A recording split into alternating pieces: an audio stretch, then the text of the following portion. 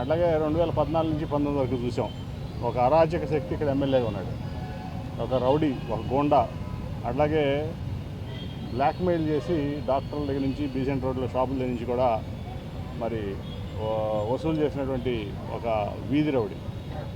అట్లాగే అనేక రకాలుగా ఇక్కడ ప్రజల్ని ఇబ్బంది పెట్టినటువంటి వ్యక్తి మళ్ళీ ఇక్కడ పోటీ చేస్తున్నాడు. అతను నిజంగా కూడా ప్రజాసేవకు పనికొచ్చే వ్యక్తి కాదు, ఒక ప్రజాప్రతినిధిగా పనికిరానటువంటి వ్యక్తి బోండమ్మ. అటువంటి వ్యక్తి మీద మన వెల్లంపల్లి గారు పోటీ చేస్తున్నాం. ప్రజలందరూ కూడా అపూర్వమైనటువంటి మద్దతు ఇస్తున్నారు. ముఖ్యంగా చూస్తే 2014 నుంచి 19 వరకు చంద్రబాబు నాయుడు గారు ముఖ్యమంత్రి ఉన్నప్పుడు ఒక 100 కోట్లు కూడా ఈ విజయవాడకి అభివృద్ధికి ఇచ్చినటువంటి పాపాన పోలేదు.